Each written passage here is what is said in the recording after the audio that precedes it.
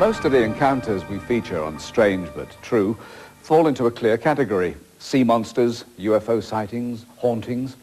But our second story tonight is more difficult to define. No one has the vaguest explanation for the mystery of Dark Peak.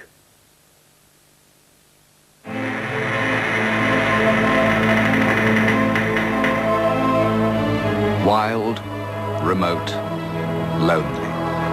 The harsh landscape of Longdendale Valley in Derbyshire. Stories and legends flourish here, nurtured by centuries of isolation and rugged geography.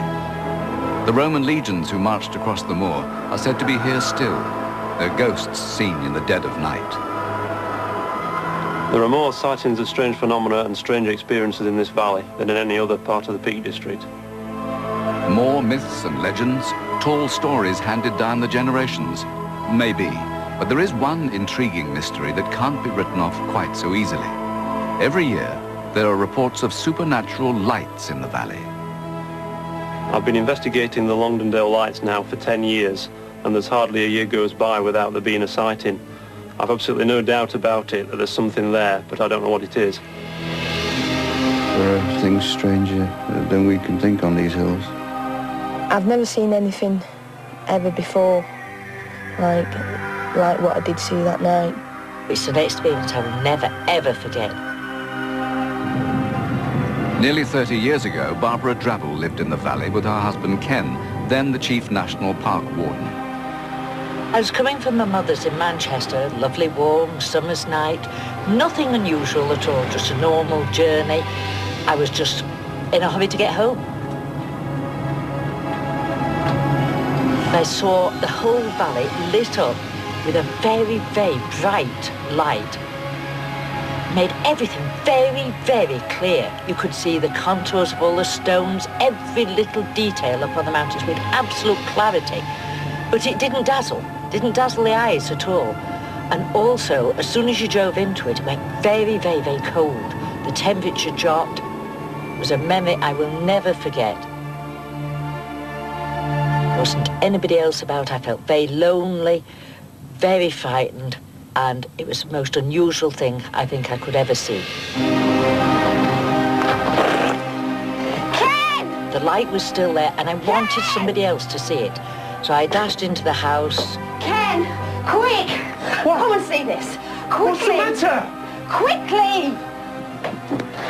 A light in the valley. He's gone now. But I did see it. I did. What are you on about, Babs? There's nothing out here. The whole valley was lit up like daylight, only brighter.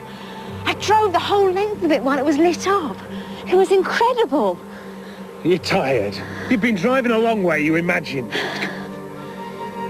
You're freezing. Ken, I know I'm cold. The light made everything cold, icy cold. I feel this. How do you explain this then? I could see this film of ice, despite the engine must have been hot, driving all that way from Manchester. The engine's icy, like I hadn't been driving it at all. I can't see why she should make such stories up if it wasn't true, because she wasn't that kind of a person. 3 years later, the mystery of the valley was rekindled with a call from the local youth hostel. Hello? It's Joyce. Joyce, how are you? You'll not believe this. You know those lights you saw? We can all see them. They're up on the moors. They're shining like the blazes. No. Come on over, quick. Bring Ken.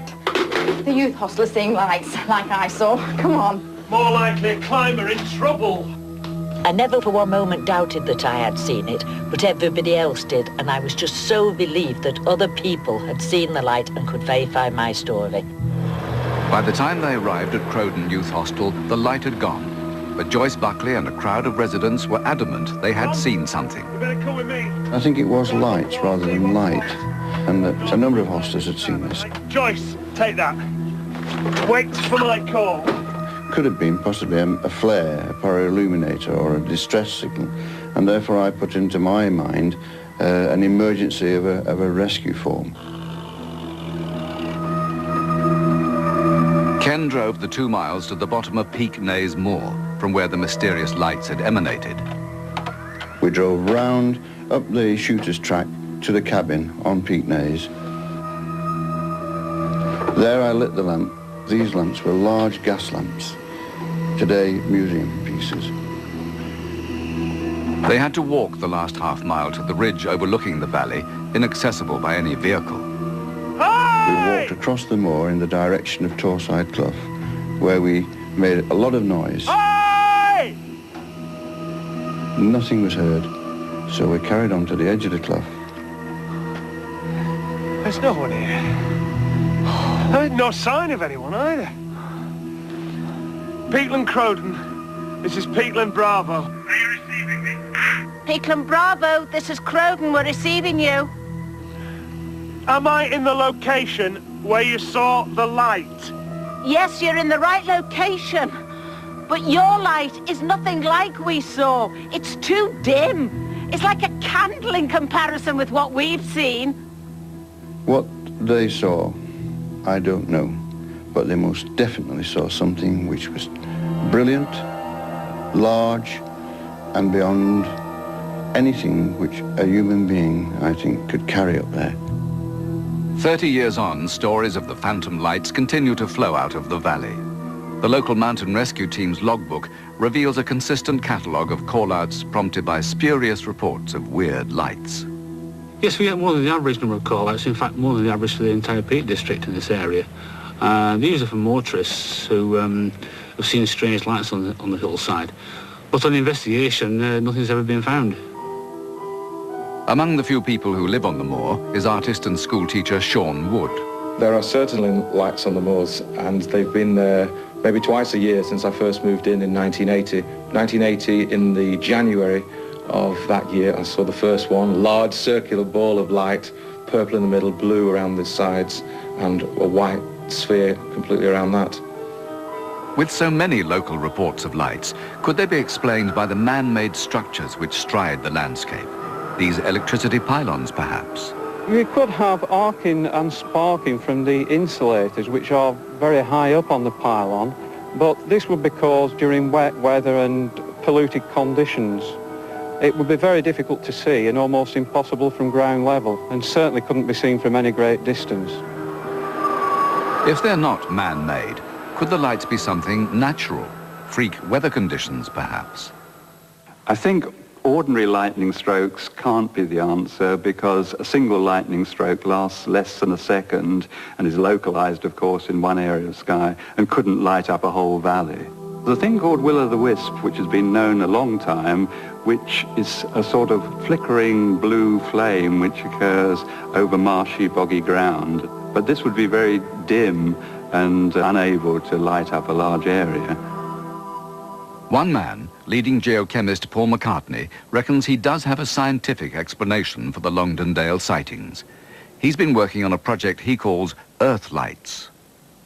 We performed experiments by crushing granite cores in the laboratory. And what we saw in a trial run was a bright orange ball, eerie orange glows which flitted around the crushing chamber, lasting for several seconds. The Longdendale Valley is an example of a highly faulted area where these light phenomena may be more common than not. But the Earth Lights theory doesn't explain an experience which will haunt Laverne Marshall and her daughter Stacey for the rest of their lives. It was 10:45 at night last February, and we was on our way back from Heathrow Airport, where we dropped my son off, and he was going to Australia to see his grandparents. Have you found where we are on the map yet? Hang on. I hate map reading. I give up. They drove through the valley along the same road Barbara Drabble had taken nearly 30 years before. Suddenly, out of nowhere, these 5 balls of lights just appeared. Stacey, stop mucking about with that torch. Mum, the torch isn't on. That's not the torch. What are they? Very, very bright. Couldn't see through them. And they was just dancing up and down on the dashboard. Just stay still, Stacey, and try to keep calm. There was no cars, no car-led lights, no planes above, no, like, farms around. So where they come from was, I don't know. I don't know why, but they was here and they were scary, and I just didn't want to touch them. And I looked in the mirror a few seconds later, and they appeared to be on the back window dancing up and down. No one in their right mind will believe this. Why don't they just go away? Lacey, just shut up. While he was in the car with us, we was absolutely petrified. My instinct was to keep driving to get where other people was, street lights. And I knew I wasn't too far away, so I just kept going. As we approached Crowden and we come towards the youth hostel, the lights just vanished. They wasn't there no more. They just vanished as quickly as they came. They've gone. You all right? It's something I've never seen before, and I really wouldn't like to see again. I suppose there is something up here, but nobody knows what it is.